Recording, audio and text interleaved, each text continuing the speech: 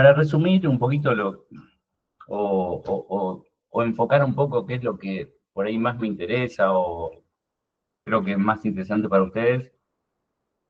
En principio, en el primer bloquecito vimos 4 tecnologías distintas.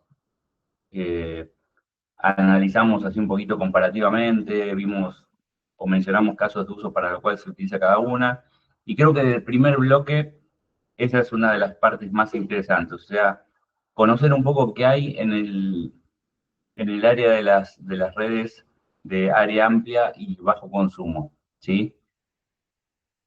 Después nos enfocamos en LoRa y la verdad que está bien. La idea es que sepan cómo funciona aproximadamente a nivel técnico, pero no es lo que más me interesa de repente, o creo que no es lo más jugoso, o sea, apuntaba a hacer una diferenciación justamente sobre el porqué de ciertas características como penetración, larga distancia, robustez y otras características que hacen a LoRa de un protocolo súper valioso en la industria IoT. Concretamente, en esta clase estamos hablando de redes de área amplia de bajo consumo, ¿sí? La clase que viene vamos a pasar casi a lo opuesto y concretamente va a ser Bluetooth. Así que en lo que son largas distancias, agricultura y todo ese tipo de aplicaciones, seguimiento de activos, etcétera, etcétera, etcétera, está bueno que tengan esta clase por ahí como referencia, algunas de las tecnologías de las que hablamos. Pues ya en la próxima pasamos a Bluetooth, que apunta más a consumo, a dispositivos de consumo masivo y algunas aplicaciones en particular. Y después ya van a ir viendo protocolos de aplicación más que de comunicaciones, ¿sí? Así que este protocolo, sobre todo el LoRaWAN, está bueno que lo tengan en cuenta. Y bueno, como para caso de uso, también tener en cuenta características del Narrowband IoT o LTE-M, así no entremos en súper detalle. Bueno, vamos a arrancar con el segundo bloque, que es si la parte en lo que es LoRaWAN, esta sí es la parte por ahí un poco más práctica, un poco más de cómo se aplica, que por ahí me interesa más que vean que el tipo de modulación, ¿sí? Así que vamos por esta parte. Bueno, como había mencionado, es el protocolo de comunicaciones y la arquitectura del sistema, ¿sí? Así que dentro del modelo OSI representa las capas relacionadas con acceso al medio, ¿sí? O sea, MAC. Así que bueno, LoRa permite el enlace físico y en LoRaWAN tenemos todo el entorno y todo lo que necesitamos para completar nuestra red, ¿sí? Así que LoRaWAN es lo que forma toda la red. Acá tenemos a LoRa Alliance, que define todas estas características: capacidad de la red, calidad de servicio, seguridad, consumo, topologías, etcétera, etcétera, etcétera. Es un poco todas las características que fuimos viendo anteriormente. Para nombrar, simplemente nombrar en principio los dispositivos o componentes principales de una red LoRa. Tenemos los dispositivos finales o las cosas de la Internet, ¿sí? Los gateways, que son estos dispositivos que dijimos que actúan como, no sé si queremos, como antenas o como receptores o transceptores para recibir a todos los dispositivos o interactuar con ellos.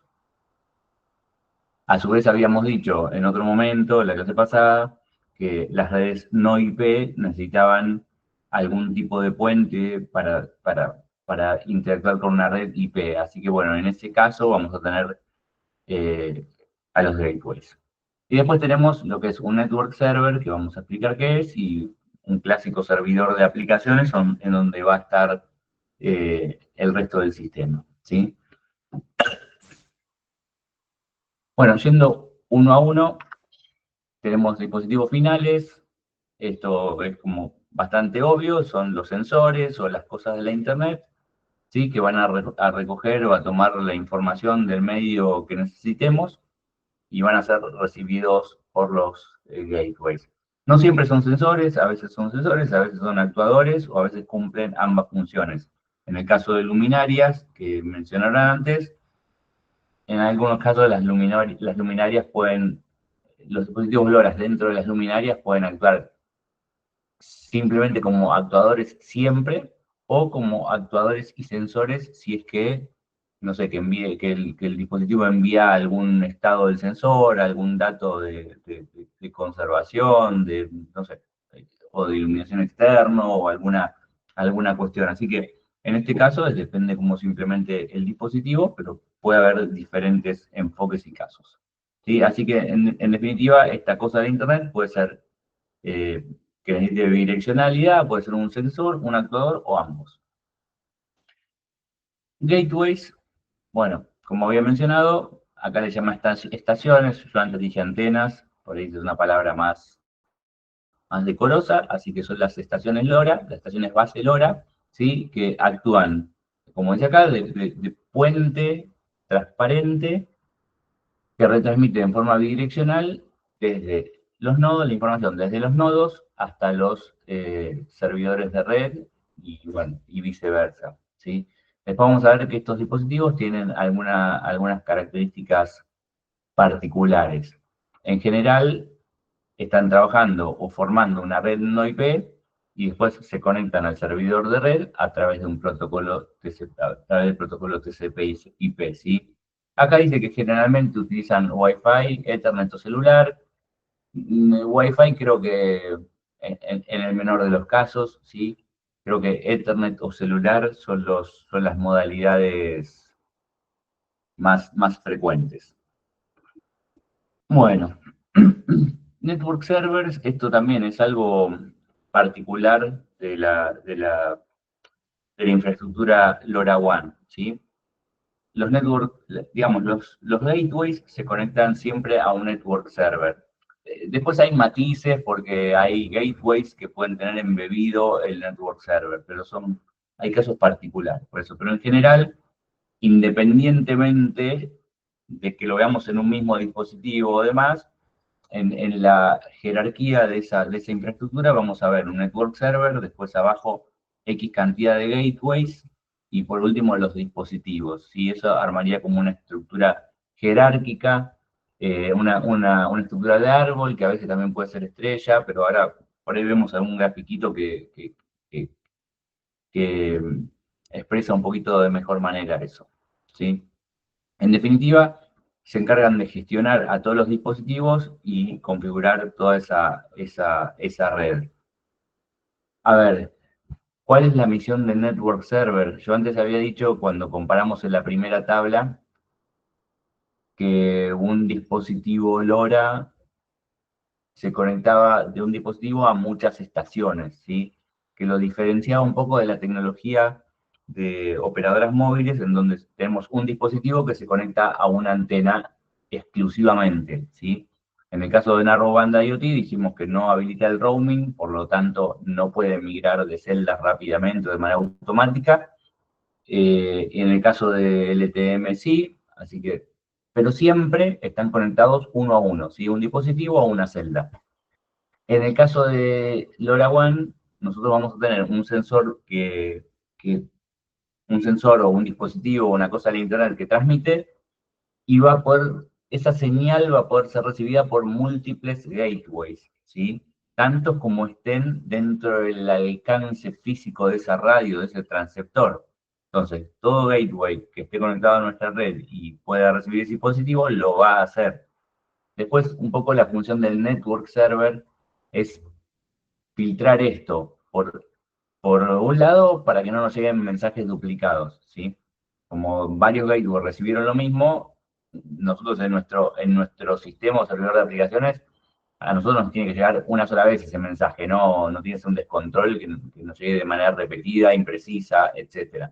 Así que eso lo filtra por un lado lo que es el network server. Y por otro lado, lo que hace es seleccionar al mejor gateway, a veces el mejor, a veces el disponible, que pueda responderle o llegar a ese dispositivo final en mejores condiciones.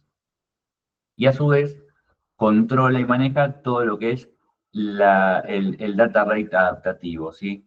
Así que, en definitiva, el network server va a ser quien termine de orquestar y de gestionar toda esta red. Hay algunos gateways comerciales que vienen con este network server embebido, incluido. Si no, puede estar como un dispositivo separado. Por ahí lo adelanto, en otras diapositivas tengo algún detallecito más, y después incluso hay algunos servicios que nos permiten utilizar su network server. Pero básicamente, para resumir, los componentes son estos cuatro. El dispositivo o la cosa de Internet o el sensor, sea sensor barra actuador o ambos.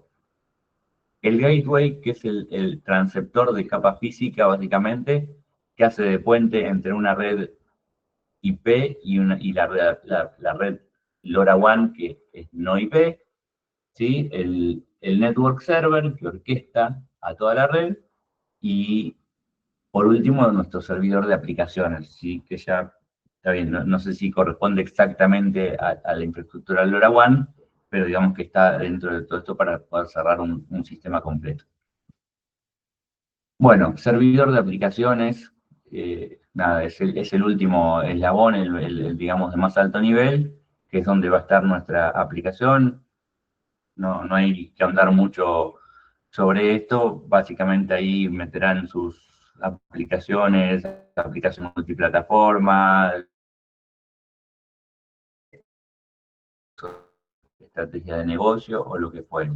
¿Sí? Es básicamente la interfaz de usuario o el backend y todo lo que es el sistema de datos.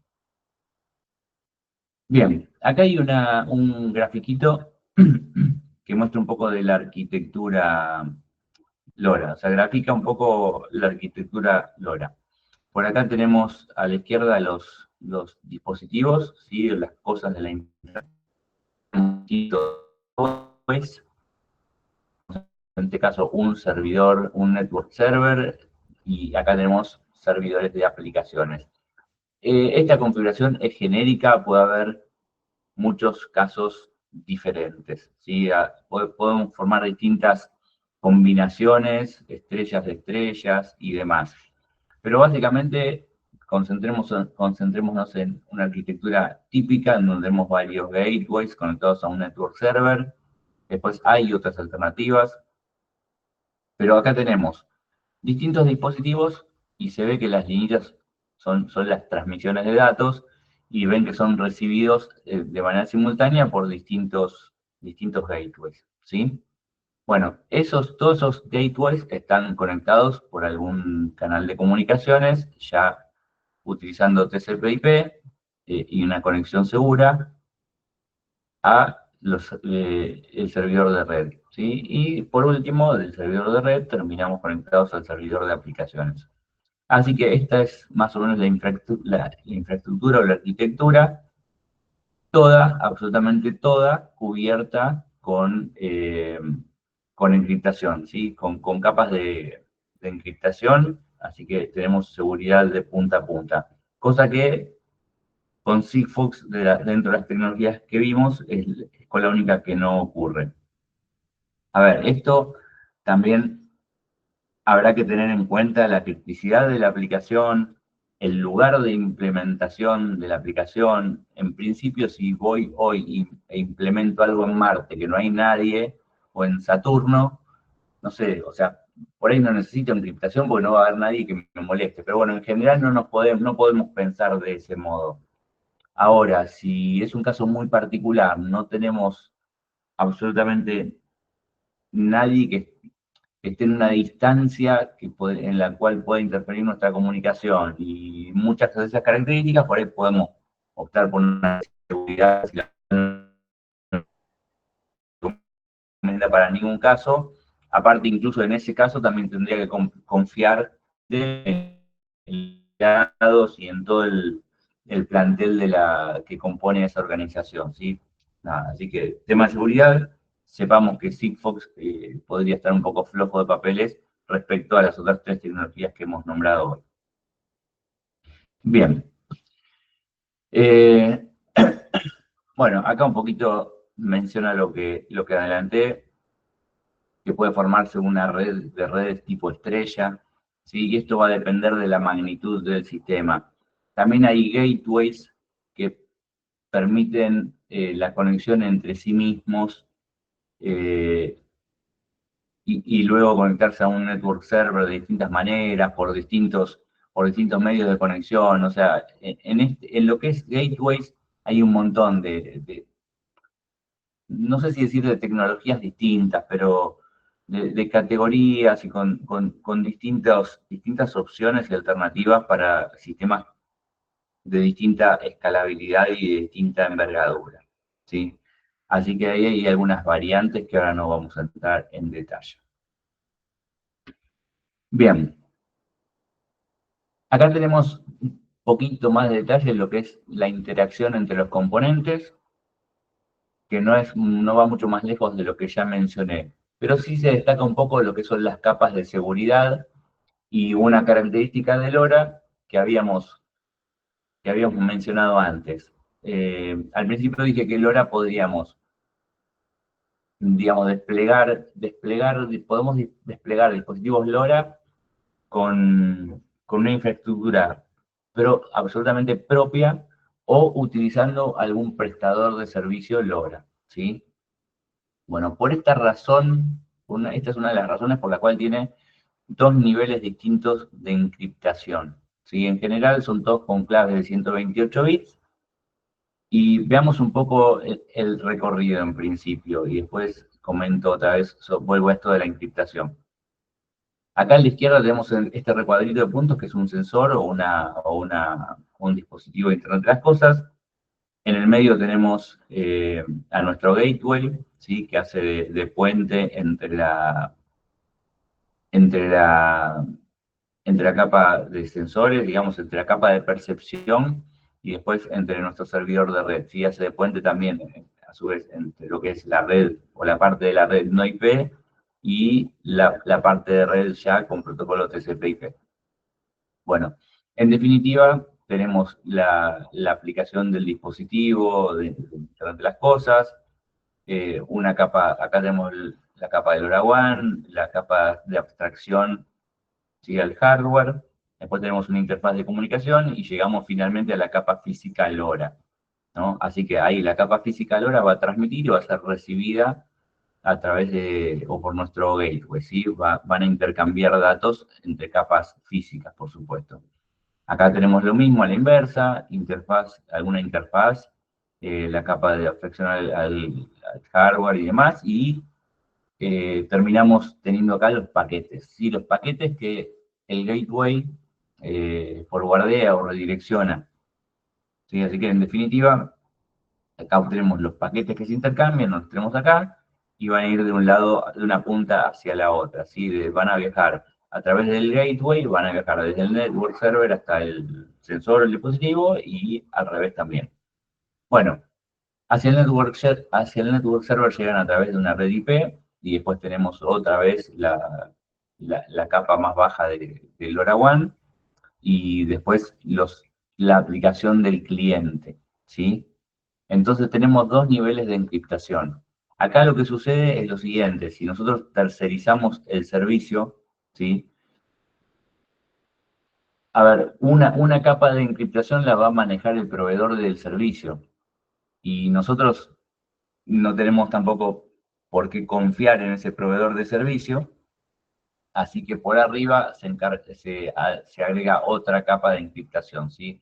Para lo que es, una capa para lo que es, para que pueda actuar dentro de lo que es el proveedor de servicios de LoRaWAN, y otra capa más adicional tenemos que podemos manejar nosotros como usuarios, como usuarios finales del servicio LoRaWAN si lo tenemos contratado. Así que en base a eso es que tiene esas distintas capas de seguridad. Bueno, está más o menos, me explico con este circuito, se ve cómo funciona esto, qué función cumple el gateway y demás. Ahora por ahí vamos a ir profundizando un poquito más. Bueno, acá hay un nivel de detalle por ahí que tal vez no me interesa que lo sepan, que lo tengan de memoria, así que lo voy a mencionar un poco por arriba, y está relacionado nuevamente a lo que son las capas de seguridad y a su vez a ciertas formas de gestión de los dispositivos o de la manera en que se da de alta estos, o se aprovisionan estos dispositivos dentro de una red LoRa, ¿sí? Entonces, para esto vamos a tener diferentes códigos y algunos conceptos que intervienen dentro de la identificación de dispositivos y las claves dentro de una red LoRa, ¿sí? Así que vamos a ver muchos identificadores únicos, ¿sí? Con distintos nombres. Insisto, ¿no? Esto es más bien, hay que saberlo a la hora de la implementación, y esto se ve más en detalle en los protocolos, en los gateways, y depende un poquito de la manera que uno implementa. A grandes rasgos, digamos, tenemos un identificador de dispositivos, que es un identificador de 64 bits, que actúa como un número de serie del dispositivo, que lo identifica de manera única. Sería algo parecido a una MAC, pero bueno, en este caso tomémoslo como un número de serie dentro del dispositivo. Bueno, lo mismo ocurre para el caso de los gateways. También va a tener un dispositivo que lo identifique de manera útil, de manera única, unívoca. Esto va a ser útil tanto para los dispositivos finales como para el network server, ¿sí?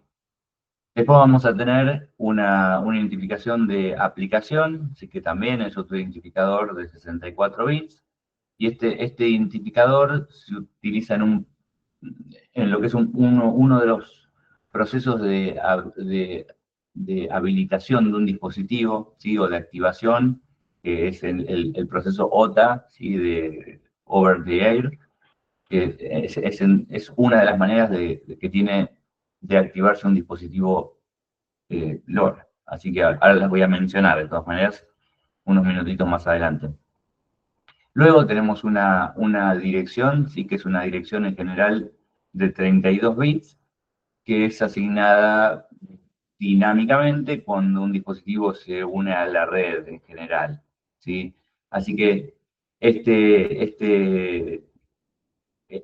dirección de dispositivo es utilizada en definitiva para redireccionar los distintos mensajes que se van intercambiando entre los dispositivos y el servidor de red, ¿sí?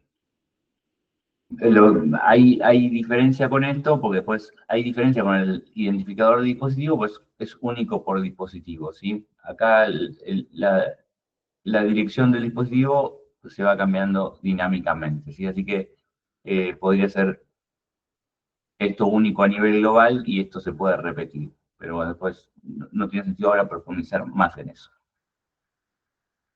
Bueno, en cuanto a identificaciones y claves, acá tenemos otros nombrecitos. La llave de sesión, la llave de aplicación y demás. Bueno, en este caso ya hablamos de claves de 128 bits, ¿sí? La primera se usa por ahí para securizar o asegurar la comunicación entre el dispositivo y el servidor de red, ¿sí? Así que se usa para lo que es encriptación y autenticación de los mensajes en la red LoRaWAN. Bueno, lo que es la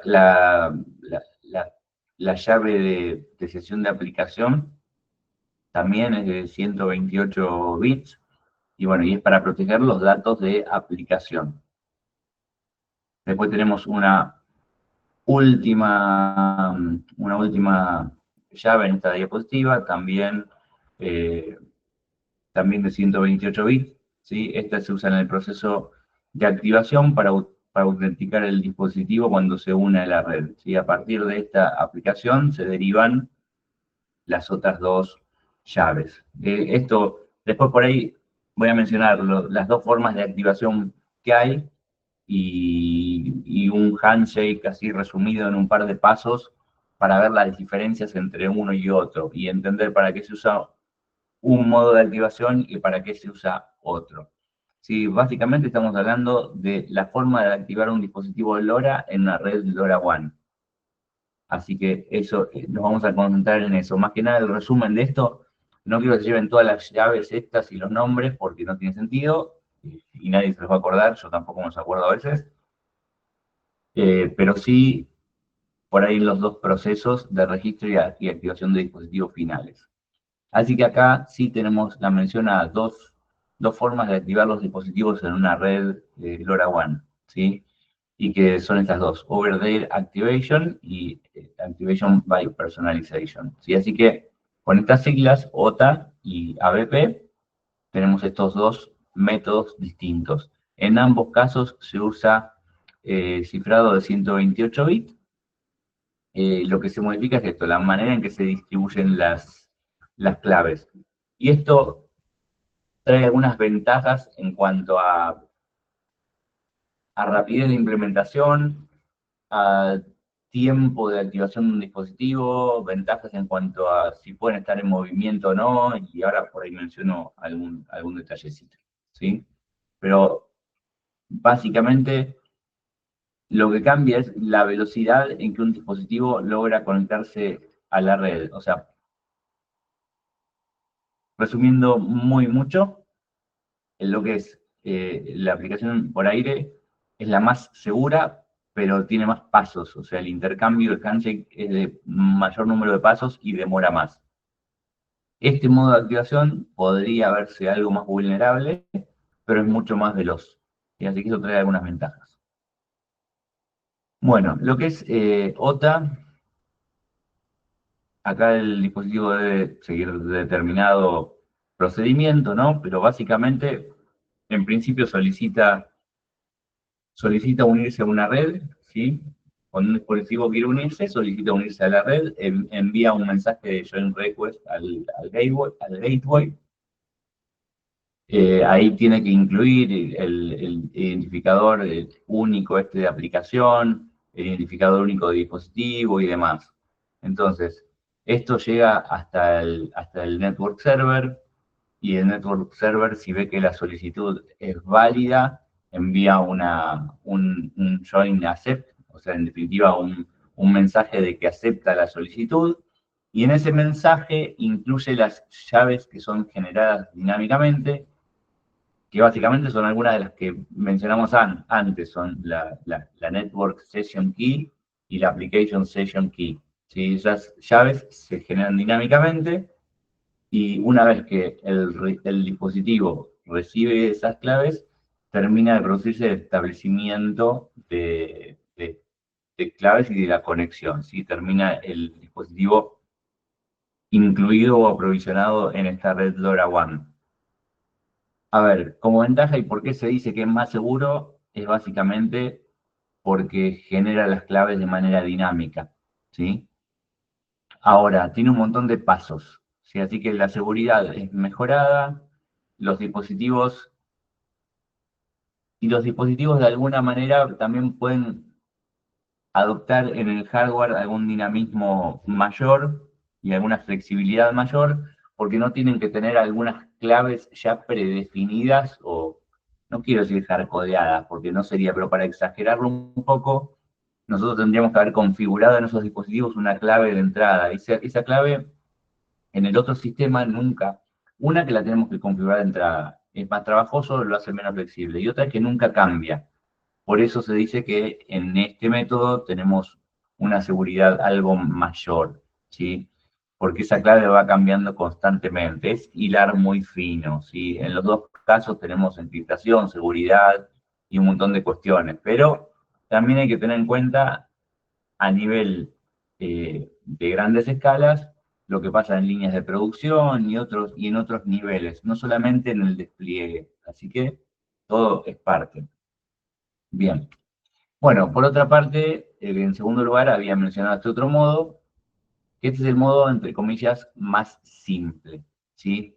Acá se configuran ya previamente, como decía en el caso anterior, cuando hice la comparación, en este modo, en la activación por personalización, ya se configuran previamente en el dispositivo las claves de sesión, la clave de sesión de red y demás, y la dirección del dispositivo, ¿sí? Entonces, todo eso va configurado de manera manual antes de su despliegue. A ver, o tenemos un modo de configuración del dispositivo o sale configurado de fábrica, una de las dos opciones. Por lo cual ya esto es un poquito más engorroso y lo hace menos flexible, ¿sí?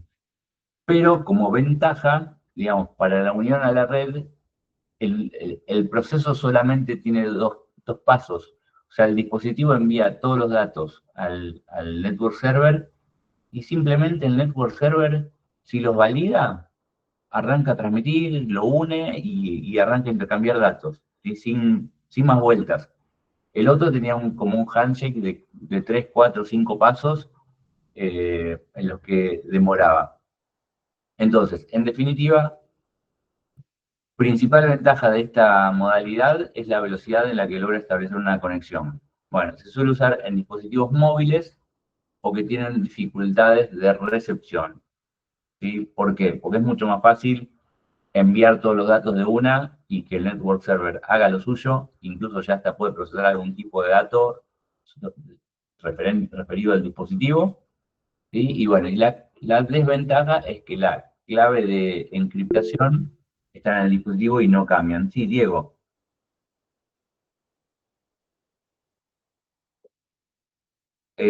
A ver, espera que suba un poco el volumen, porque no sé si sos vos o yo, pero no te escuché nada, perdón. Sí,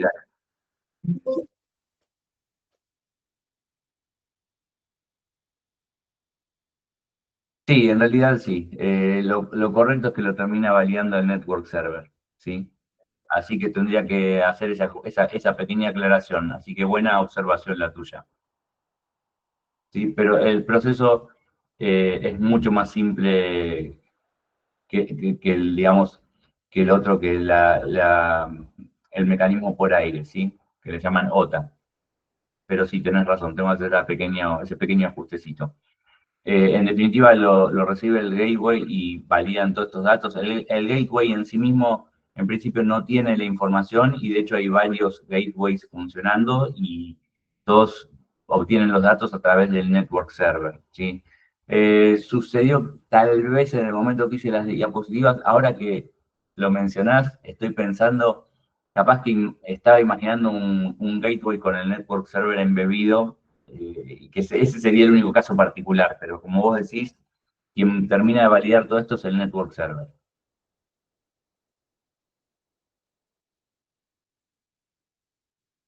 No, no, no, porque no, está perfecta y bueno, y refleja tu atención a lo que estamos viendo. Justamente puede haber múltiples gateways y nada, no está esa información replicada, o sea, como dijimos antes, el que orquesta todo esto es el network server. Así que válida la observación. Pero bueno, la principal ventaja de este método justamente es la velocidad. Si bien no es el gateway quien decide y actúa de puente, sí es todo mucho más fluido, ¿sí? Porque todos los mensajes van a llegar al network server y en definitiva va a dar una respuesta rápida con el mismo mecanismo que va a elegir el gateway por el cual responde, porque más allá de que el mecanismo sea la activación por personalización, podés tener todavía el escenario de que tenés un montón de dispositivos desplegados y varias antenas. Así que el network server ve también, en principio, quién responde, ¿sí? Así que el gateway ni siquiera tiene esa potestad de decir, respondo yo, siquiera, ¿sí? Bueno. Eh, bueno, los dos métodos creo que se comprende la diferencia en su tipo de aplicación. Acá, insisto, hay muchos casos en que las condiciones de conexión no son las mejores y por ahí en ese caso sí un método da ventaja por sobre otro. Bueno, acá viene una parte por ahí un poco más interesante para que entiendan las distintas capacidades que nos brinda LoRa, ¿sí? Justo eh, Marco creo que había mencionado de un caso de luminarias, si no me equivoco. Perdón si me confundo de persona. Y había mencionado que habían utilizado todos dispositivos clase C y que no había tenido problemas o que no se le había tenido que ocupar de luchar con baterías y ese tipo de cuestiones. Bueno, acá en el protocolo LoRaWAN, digamos, tenemos habilitados o los dispositivos pueden funcionar dentro de estas diferentes tres clases. Tenemos los dispositivos clase A, clase B y clase C. Así que, en definitiva, ¿esto en qué difiere? Claramente en el nivel de consumo, en la eficiencia, en su eficiencia a nivel energético. Los dispositivos clase A básicamente están orientados únicamente a sensores, ¿sí? Que no trabajan como actuador. Así que, en definitiva, lo que tienen que hacer es enviar un dato a nuestro sistema cada determinada cantidad de tiempo. Dispositivos clase B, alimentados a batería también, pero que ya pueden actuar como actuador y ahí tienen otras características. Y dispositivos clase C son aquellos que están conectados a una red de alimentación ininterrumpida, en la cual no importa cuál sea la índole de la red, pero se entiende que no tenemos que preocuparnos porque esté siempre encendido, ¿sí? No importa si es energía solar o enchufado a la red de 220. La cuestión es que no necesitamos preocuparnos nosotros que el nivel de consumo es insignificante en relación a nuestra fuente de alimentación. Concretamente significa eso. Así que tenemos estas tres clases de dispositivos. Ahora ustedes me dicen, bueno, uso siempre la A que consume menos, qué sé yo, no, cada una tiene sus características particulares. Dispositivos clase A. Esto es súper interesante y súper importante y bueno, es como la tecnología LoRa nos permite tener dispositivos funcionando extrema cantidad de años. Entonces, el clase A, mayor ahorro energético. Ahora, ¿es bidireccional? Sí, es bidireccional. Yo decía, bueno, solo está destinado a implementar sensores. Es un poco el caso que mencioné cuando hicimos la comparación. A ver, sí, está destinado, está orientado a ser aplicado en sensores que cada cierta cantidad de tiempo envían un dato a nuestro sistema, ¿sí? Pero sigue siendo bidireccional el protocolo, siempre es bidireccional el protocolo, con algunas limitaciones. En este caso, solo entra en modo de escucha luego de transmitir un dato, ¿sí? Entonces, por cierta ventanita de tiempo, acá tenemos que transmite un paquete, ¿sí?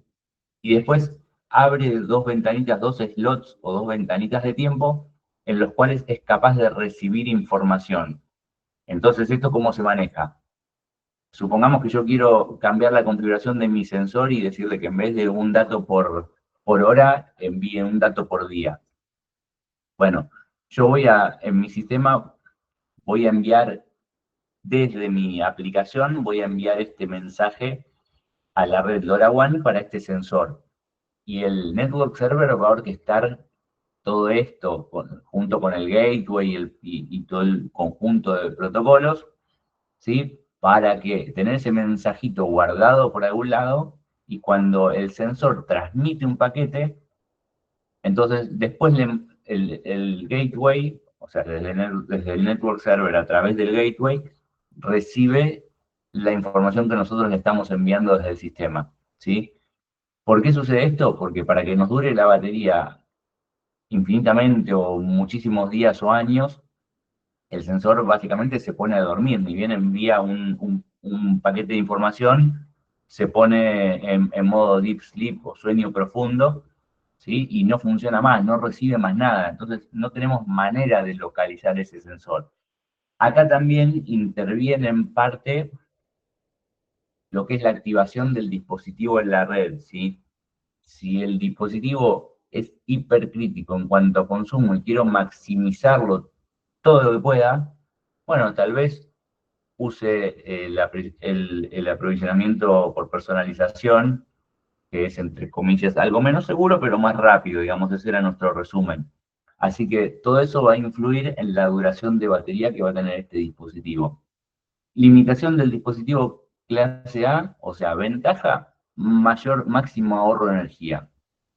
Limitación, no tiene flexibilidad para los enlaces, para las comunicaciones descendentes. O sea, solo le puedo mandar un mensaje una vez que se despierta y transmite. Ahí solo va a tomar mi mensaje, ¿sí? Es como que ahí lo va a agarrar.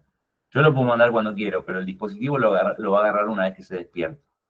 Así que bueno, este es el dispositivo de menor consumo, el clase A, orientado a sensores. Después saltamos a lo que son clase B, que apunta también a dispositivos alimentados a través de batería, en los cuales también quiero optimizar el consumo y demás, pero está destinado también a ser utilizado para actuadores, ¿sí? Para dispositivos ya que activamente, o sea, y que en modo continuo tengan que estar atentos a la recepción de alguna orden. Ejemplo, abrir una válvula de un tanque y demás. Así que acá ya tenemos dispositivos de mayor consumo.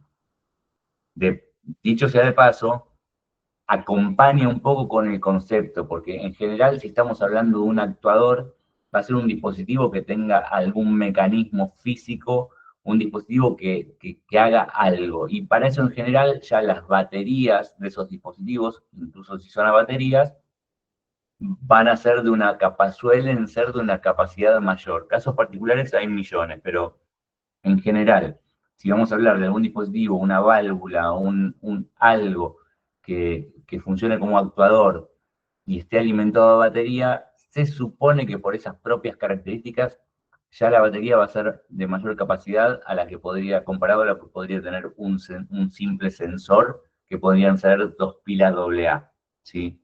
Así que acá en este caso el dispositivo LoRa podría consumir un poquitito más, pero aún en general, para la mayoría de casos, sigue siendo insignificante. En definitiva, lo que hace este dispositivo clase B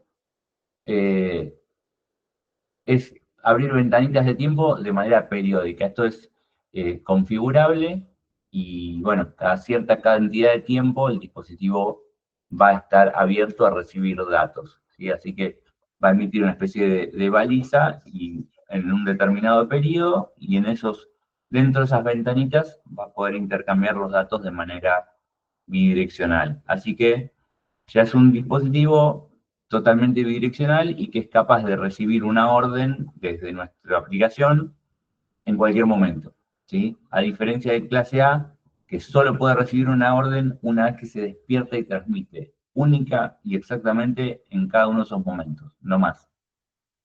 Bueno, y por último tenemos los dispositivos clase C que habían mencionado antes. En el caso de las luminarias, que claramente tienen todo el dispositivo conectado a la red eléctrica y nuevamente el consumo del transceptor LoRa frente al consumo de la luminaria es absolutamente despreciable. Así que claramente lo podemos tener configurado en clase C y esto va a estar perfecto porque es la manera en que mayor flexibilidad tiene para enviar y recibir paquetes de datos. Así que bueno, esta es una de las diferenciaciones que nos permite dar LoRa a los dispositivos que desarrollemos. Súper importante en lo que es dispositivos de bajo consumo. Bueno, algunos factores adicionales, estrategias, estos son un poco a modo de resumen, ¿sí? Acá habla del stack de LoRa, cuenta con estas estrategias para minimizar el consumo de ser necesario. Bueno, en primer lugar, depende de la clase del dispositivo, está clarísimo. Dispositivo clase A se establece cuando el dispositivo tiene datos para enviar, en clase B se abren ventanas de tiempo, ¿sí? Y en clase C está continuamente conectados. Ahora, no solamente estas clases tienen que ver con los dispositivos, sino con el consumo de energía o la optimización, sino como detalle, insisto en esto, en que LoRa maneja la tasa dinámica de datos, ¿sí? el ADR, la tasa adaptativa de datos, el data rate adaptativo. Así que, en base a eso, como había dicho antes, es súper importante mejorar las condiciones de transmisión. Y esto es tanto para lo que es el consumo, como para lo que es el nivel de uso de la infraestructura, ¿sí? O sea, básicamente la cantidad de gateways o lo que va a tener que soportar el gateway que tenga disponible. Bueno, establecer línea de vista, mejorar antenas, básicamente para que baje el tiempo de aire al mínimo, configurando automáticamente el data rate adaptativo, ¿sí?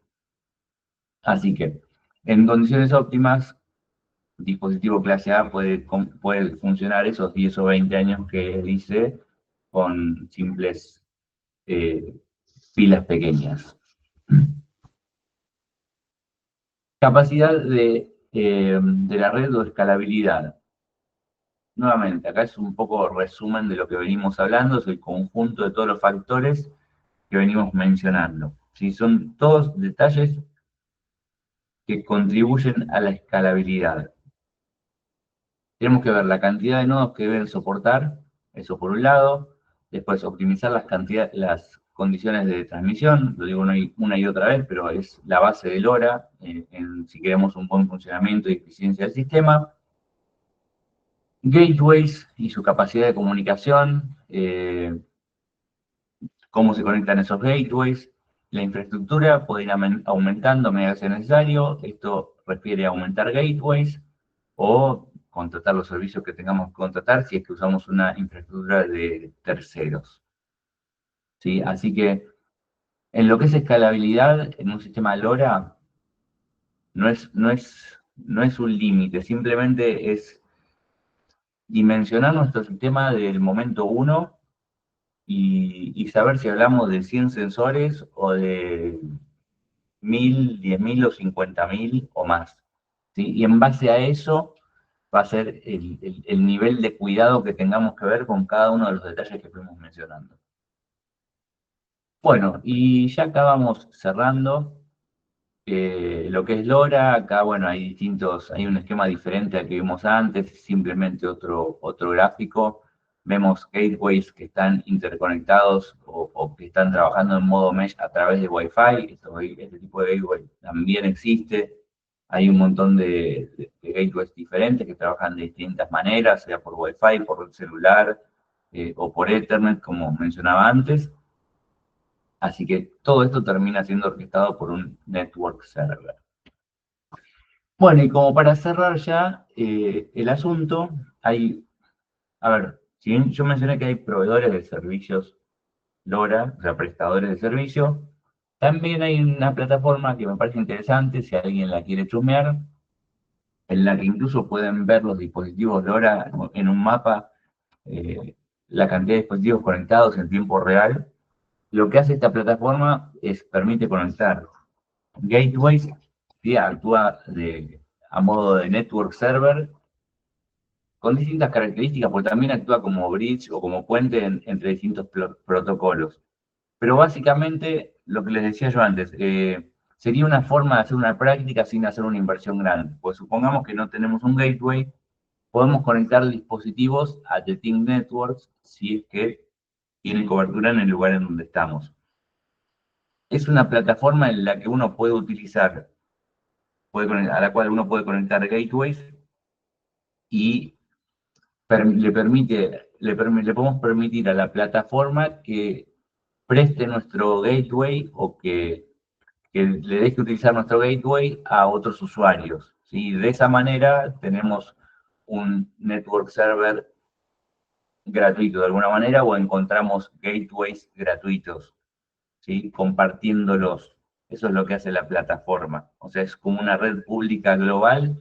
Ustedes en la plataforma pueden ver la cobertura, pueden ver si cerca de ustedes tienen un gateway y demás. Así que eh, está bueno para experimentar. Hay plaquitas de SP32 con LoRa que son muy económicas y si alguien quiere empezar a experimentar con LoRa puede buscar si tiene esta alternativa. En definitiva, no solamente actúa como network server, sino, como decía, actúa como nexo o como puente entre diferentes protocolos, que ya son protocolos de capa de aplicación, ¿sí? Que los van a ver más que nada con Claudio en próximas clases. Los más importantes de ellos, MQTT a MQP, y bueno, después el clásico HTTP que también se puede utilizar, pero siempre en IoT casi como estándar MQTT o podría llegar a ser MQP si está orientado a colas y demás, ¿no? pero en definitiva actúa también como puente entre distintos protocolos, la plataforma. Bueno, este es un mapita tomado ya hace unos años atrás, la verdad que no lo actualicé, pero esto fue simplemente entrar en la plataforma, pueden entrar y verlo en tiempo real y ven el mapita y van agrandando, van jugando con el mapa y ven la cobertura que tienen, van haciendo zoom y pueden ver en el lugar donde están si tienen gateways disponibles. A veces les figura algo disponible y no se pueden conectar o no funciona. Realmente no sé cómo será la calidad del servicio hoy. Eh, Cuando lo probé yo, también tenía algún gateway muy cerca y no sé, la verdad que no me podía conectar, pero en general funcionan. Bueno, y como último, y ya cierro, que también es la hora, les muestro alguna comparación de algunos gateways comerciales. ¿Sí? Estos gateways, esto es una información de un proveedor local de acá de Argentina que comercializa esta marca. A mí no me interesa la marca en sí misma. Lo que quiero que vean más que nada son las distintas características de los equipos. O sea, en principio tienen equipos para interiores y otros equipos que permiten instalación en exterior.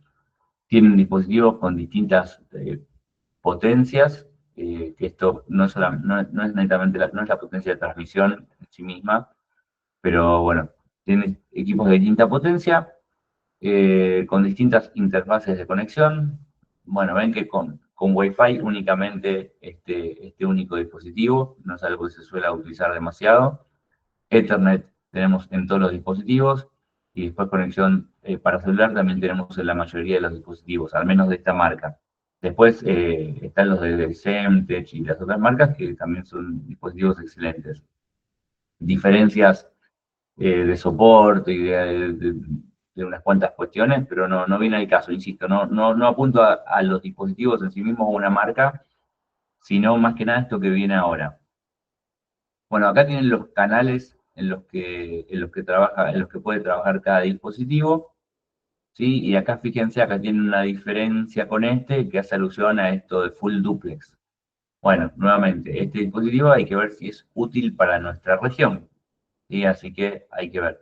Y lo que sí me interesa más que nada es lo de la capacidad, ¿sí? Lo de la capacidad.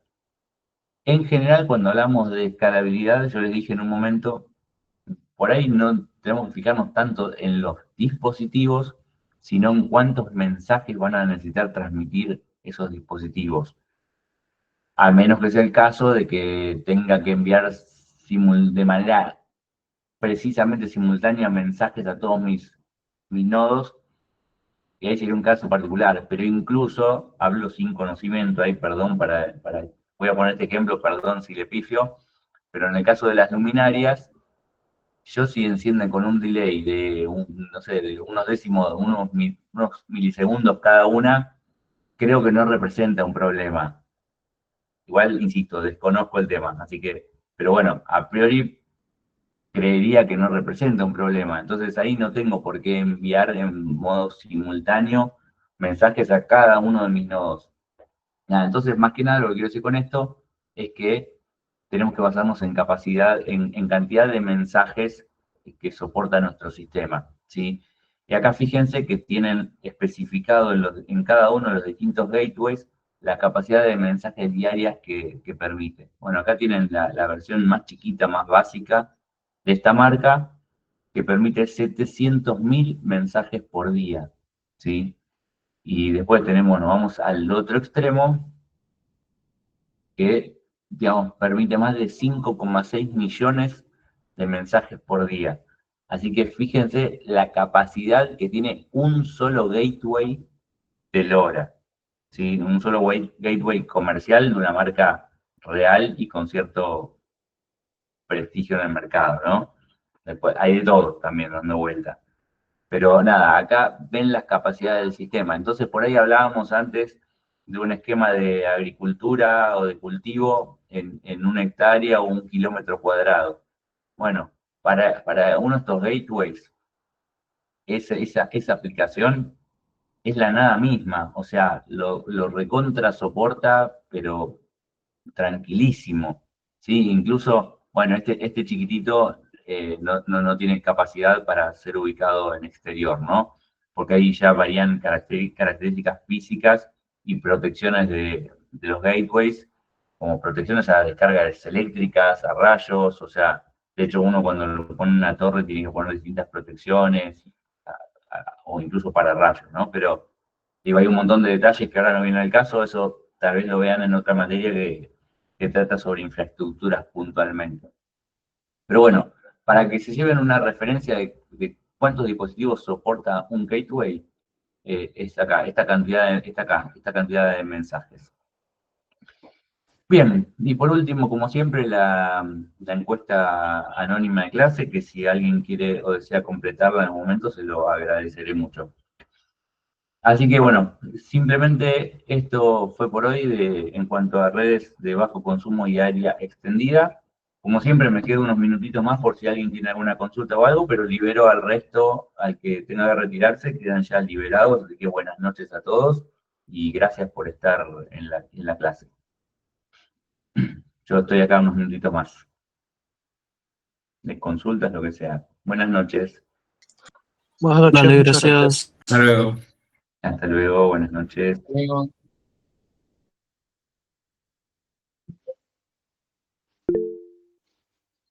Diego, bien. No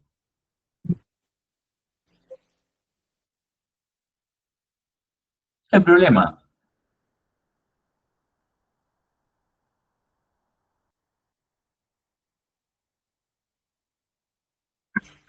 Sí.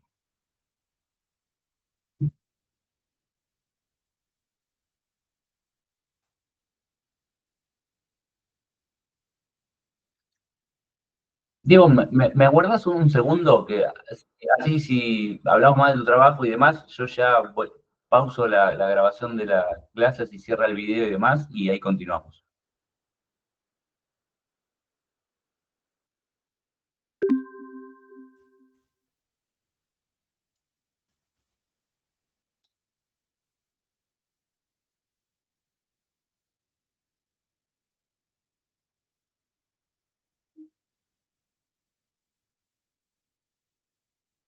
Bien, ahora sí, disculpa, Diego.